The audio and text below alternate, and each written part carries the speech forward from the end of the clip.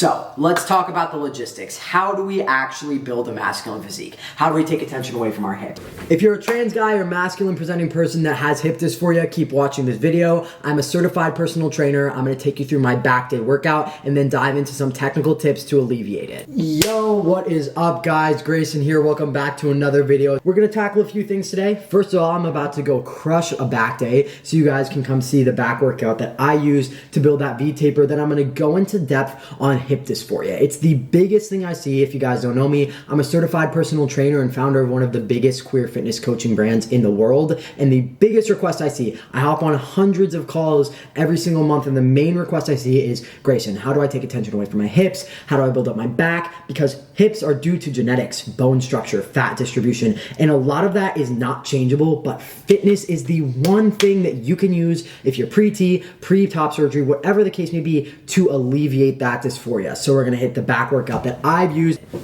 But anyways, we're gonna go hit the workout, then I'm gonna talk you guys through the actual techniques that me and my team use to see results like this, and even that to alleviate hip dysphoria. So let's dive into it, and I'm excited to give you some educational content here as well. Right off the bat, the biggest question I get when I'm on my calls with my clients is, let me spot reduce fat in my stomach, my hips, my chest.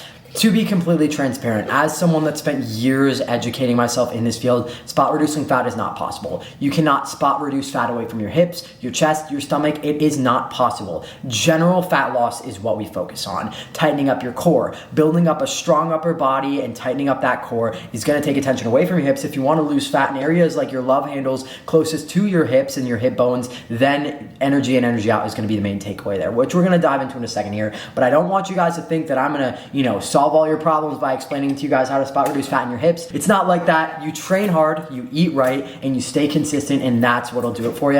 So I just wanted to preface that. Before we dive into this, we're gonna absolutely crush back, gonna down this pre-workout, and we are gonna talk through it after the lift. So enjoy the lift, take notes. I'm gonna put the reps, the sets, all of that on the screen as well, so you guys can get a really, really good idea of the structure that I've used, because I found it works pretty well for myself. But again, it does not work for everyone. What works for me, what might not work for you. If you guys wanna click the link in my description, we can create a program collaboratively that works for you if you fill out the coaching application. But let's dive into the lift. Another thing I wanted to touch on with you guys is I wanna try to start a podcast. With Masculinity Made, I want to build out one of the first ever trans queer podcasts. I'm sure there's some out there, but I just personally haven't seen them, so credit to them. But I want to build one out. I want to get Pete, Sinekin, Jack, Taya, those are the 4 coaches we have at Masculinity Made. I want to get them all on the podcast individually, at myself as the host, and then get other queer trans people on to just speak about things. I have a lot of ideas running through my head. How to stop comparing yourself to cis people, how to combat gym anxiety. I feel like deep, long talks are something that would really, really benefit some people. So let me know if you guys would like that, and we can start a new channel to build that out as well.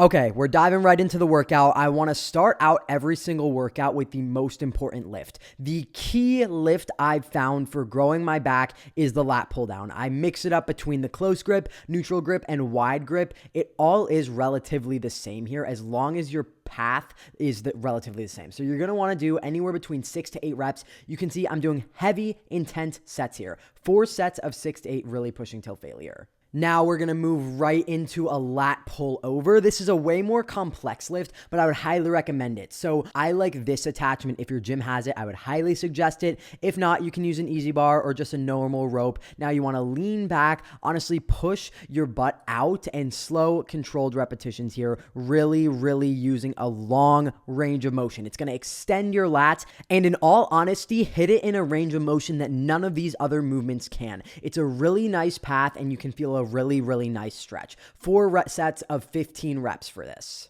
I will also add a drop set in here, which you can see I drop the weight by 50% and do as many reps as possible. I find this is a really, really good way to burn out your lats after doing the lat pull down. So I would do these back to back, and it'll be a really solid pump here. Then I'm going into rows. I briefly ran over to the Smith machine barbell row because this is an alternative you can do if you don't have access to this beautiful machine. I know I'm spoiled. Not all gyms have this, but any chest supported row, T-bar row, you can even put a bench up on your Smith machine and rest your head or chest on that for an effective tool here. What this is going to allow is for you to fully not have any swing with your movement and just engage your lats. 3 sets of this movement for anywhere between 6 to 10 repetitions here. And then I'm going into a seated row. I like to go, depending on the row, from a vertical pull to a horizontal pull.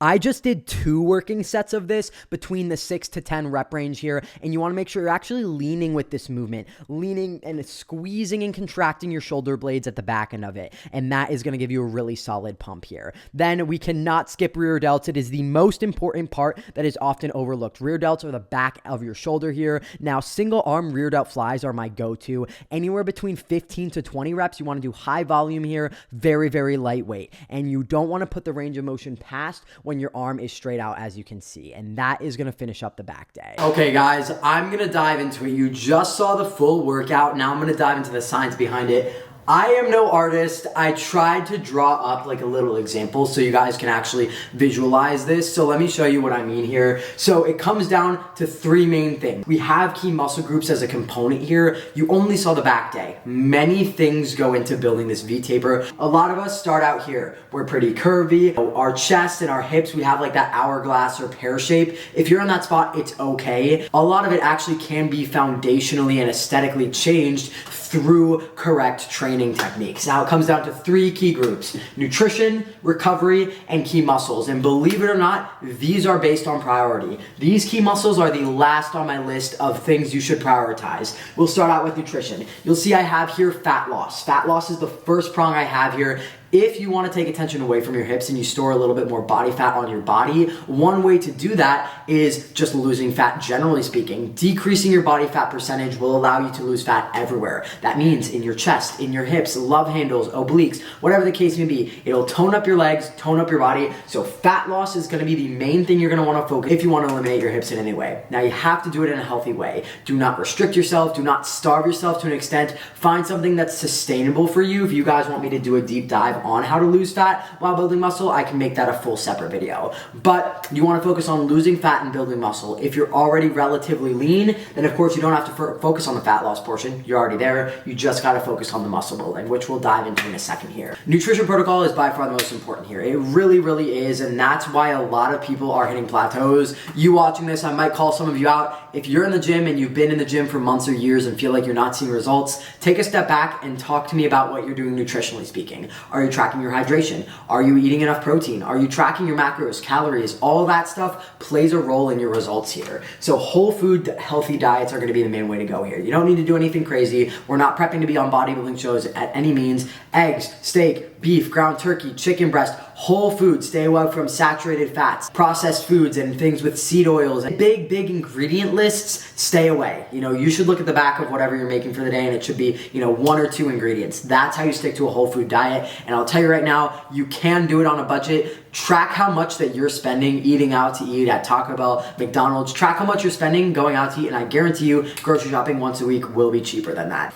Lastly, we have high protein diet. Now, this is the foundational key for recovery. Your muscle fibers not only need protein to fuel your lifts, but also to recover from them. How muscle is built is during your workouts. When you train intensely, you tear your muscle fibers. How muscle fibers are recovered is through protein and protein synthesis. So you need to be eating enough protein for your lifts, or you might as well not even be training. I know, that's a crazy take, but it is literally true and backed by science. You should be eating 0.8 to 1 grams of protein per pound of body weight. This is just a ballpark. If you're a little more on the overweight side, this might vary, but you want to make sure you're focusing on high protein. This is all across the board. Whether you're trying to lose fat, build muscle, gain weight, you need to be eating whole foods and a high protein diet. Nutritionally speaking, those are the 2 tips I would have. Now let's touch base on recovery. This is by far the most overlooked portion of fitness in someone's routine. So, sleep. It is the most important part. If you're the type of person to sleep 4 hours a day and then barely eat and go to the gym, that's why you're not seeing progress. Sleep is so important. For sleep, what we're going to want to aim to do is we're going to want to aim to have 7 to 10 hours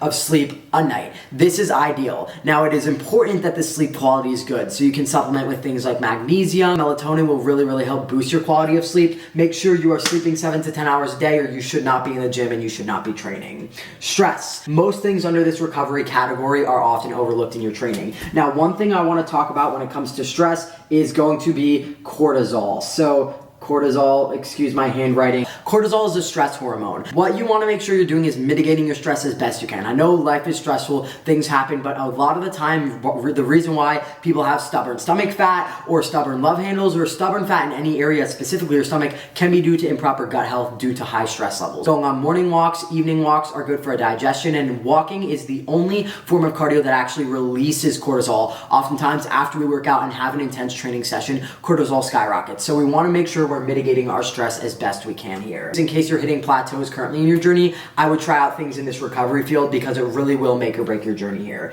Next, we have hydration. Hydration also ties all the way back in here to the fat loss portion. So what I mean by this is a lot of the times when people are not properly losing fat, it might be because you're storing a lot of excess water weight. That's why the weight on the scale isn't budging. This is due to bloating. And the reason we bloat is because our body needs water. We bloat due to stress, dehydration. Those are the two main players when it comes to people that are 24/7 bloated, improper gut health, stress, or hydration. Those are the three here. How we get off a lot of our excess water weight is we stay hydrated. The more water you drink, the more your body is fueled, and when your body has less water, it stores it. That is how water weight works. So we want to make sure we're drinking a gallon of water a day. Get your water in. If you can't, substitute with electrolytes. It's a game changer for leaning out quick. Next, we have supplements. When it comes down to recovery, there's two I'd recommend. They're glutamine and creatine. Glutamine is a recovery supplement. It's a staple in mine and many of my clients' daily life. Taking glutamine post-workout is going to allow you to effectively recover quicker so that you're not overtraining, which can be a detriment to your results, and you're also actively recovering,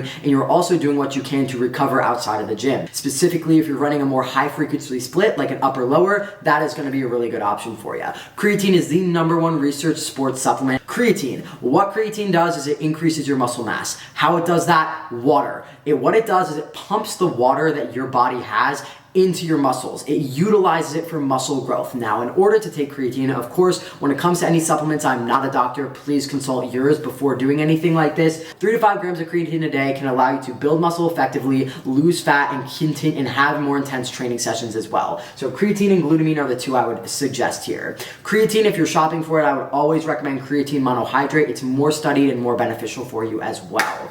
Okay, I know that was a bunch of boring stuff, talking at you all science-based. Without these two things, I'll tell you right now, you might as well disregard what I'm about to tell you. So I'd pause, make sure you're taking notes, and make sure that these two things are in check before we dive into key muscle groups. So let's talk about the logistics. How do we actually build a masculine physique? How do we take attention away from our hips? There are 4 muscle groups I find important here. We have the lats, shoulders, core, and quads. Lats is the big one. You just saw my back day. That was a lat-focused back day here. Lats are the lower muscle in your back. Now, in order to do this and focus on that V-taper look, people often want to build that Dorito. In Exhibit A here, we have that more Dorito-shaped look like Exhibit B. Everyone, even myself, I look in the mirror and I see this, even though I know I'm built more like this now. So oftentimes that can be a little jaded. When you build up your lats, you build up your back. It looks more V-shaped and it gives you that Dorito look, which allows you to take the attention away from your hip. Same thing goes for shoulders. Cap shoulders really add to that V-taper illusion. You have big boulder shoulders and that V-taper back. That stronger upper body is going to take attention away from your hips. It really, really will. Now, when it comes down to the 2 key factors at the bottom here, these 2 are illusionary, the lats and the shoulders. It will take the illusion and the attention away. However, I believe the core and quads here are the things that actually benefit hip dysphoria. Now, when you tighten up your core, your waist gets smaller and it allows you to fully build that V-taper look. Again, tightening up your core is something often done in a lot of your compound lifts. Squat, bench, deadlifts. When you brace on these lifts, what this does is it actually builds your core. You're more than likely building your core in a lot of your foundational movements. When you train core, you can actually do it every single day. I'd recommend 2 workouts. That's the weighted crunch and the leg raise. Those are the 2 I would recommend. Training core properly, and again, proper hydration and mitigating stress will allow you to lean out in your core area as well. Again, a lot of this circles back to these first prongs here. And last but not least is quads. When it comes to your legs, a lot of the time this can be a really, really insecure point for queer people that are looking to build a more masculine physique. Training your legs is going to be your best friend. I hated training legs in the beginning of my journey. I know it sucks. It can even be dysphoric. I know I am caked as fuck down there, so the last thing I want to do is build my legs. However, building my quads takes attention away from your glutes, takes attention away from your hips, and it really builds a good foundation on your physique. When you have big quads and big legs, your hips will not appear as big. So again, rooting back, we have that hourglass sort of look like this. Let's say we have that going on. When you build up your legs and that V-taper, you'll have that V-taper look, your core will be tight, and then your legs will be big and strong, and no one will be looking at your hips, and it will be a lot less prominent because your quads will be so big. Make sure your leg days are isolated towards your quads. Of course, working hamstrings, doing stuff like hack squat, pendulum squat. Again, if you guys want any videos specifically on this breakdown, I can definitely do that for you, but this is my rundown. These are my tips, and I hope this helped you guys get started. So if you guys have any questions, feel free to comment down below, and I can also do subsections of videos based on these categories as we go. I also, of course, am aware that this is a new style of video that I don't typically do, so let me know if you like this more educational style content, and I will provide more. I'm thinking we do a pre-T guide and a recomp guide in the following videos as well, and I hope you guys enjoy. If you are struggling to get into the gym, feeling dysphoric, gym anxiety, or just don't know where to start, it's okay. It's a process. We're all in this together, and I appreciate every single one of you watching this. If you watch to the end of this video, you are one step ahead of the game. The fact that you are going out of your way, yes, you watching this video, to educate yourself and take those next steps in the direction is better than most people. 90% of this people. I guarantee if I look at this click-through rate, 90% of people clicked off before this portion of the video. If you guys want even more hands-on help, as you all know, I'm a certified trainer running a personal training business based on gender-affirming fitness coaching, and we can help you out. It's the first link in my bio, or if you want to go over to my Instagram, there's a lot more on there, and I'm just so grateful for each and every one of you. Gonna try to post more consistently on YouTube, and I love you all so much. Have an amazing rest of your day. Peace.